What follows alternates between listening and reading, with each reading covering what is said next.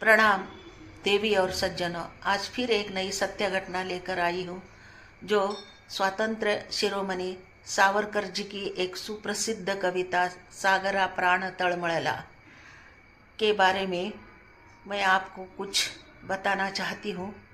इस कविता को 10 दिसंबर 2025 को 115 साल हो गए। भारत के स्वतंत्रता संग्राम में जिस नाम का तेज आसमान को चीरता है वह है स्वातंत्र्य शिरोमणि विनायक दामोदर सावरकर। महज 15-16 साल की उम्र में उन्होंने स्वतंत्रता का संकल्प ले लिया था।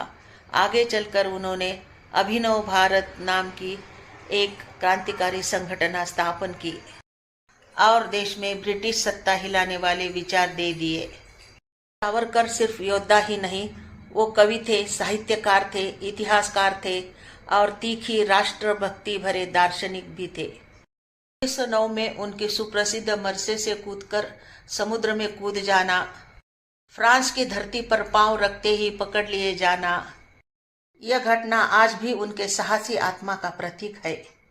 काले पानी की सजा, सेक्युलर जेल की कालकोठरियां, बेड़ियां, यातनाएं और दिन रात की मेहनत, परंतु सावरकर का संकल्प कभी नहीं टूटा। उन्होंने जेल में कमले के कांटेदार कलम से कविताएं और अपनी भावनाएं लिखी जो आगे चलकर पूरे राष्ट्र को प्रेरणा देते रहे। कविता उन्होंने उस समय लिखी थी जब वो इंग्लैंड से फ्रांस भागने की कोशिश कर रहे थे और स्वतंत्रता का मार्ग खोज रहे थे। सावरकर जी में का कवि समुद्र से संबोधन करता है, हे विशाल सागर, तू मेरी तड़प मेरी बेचैनी को सुन। मेरे देश पर अत्याचार हो रहा है और मेरा दिल स्वतंत्रता के लिए तड़प रहा है। मेरी जंजीरें भले ही मजबूत हो मगर मेरी इच्छा और हौसला उससे भी ज्यादा मजबूत है। तू मेरे देशभक्ति के आंसुओं को, मेरे दर्द को, मेरे सपनों को अपने जल में समा ले। एक दिन भारत आजाद होगा और तब ये तड़प इतिहास बनेगी। पूरी कविता देशभक्ति, स्वतंत्रता, संघर्ष और बलिदान की लालसा से भरपूर है।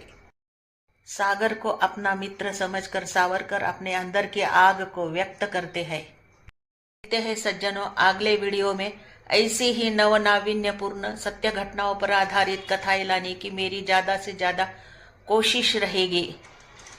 धन्यवाद। मेरे चैनल को सब्सक्राइब करो, लाइक करो, शेयर करो। श्री स्वामी समर्थ। जय जय स्वामी समर्थ।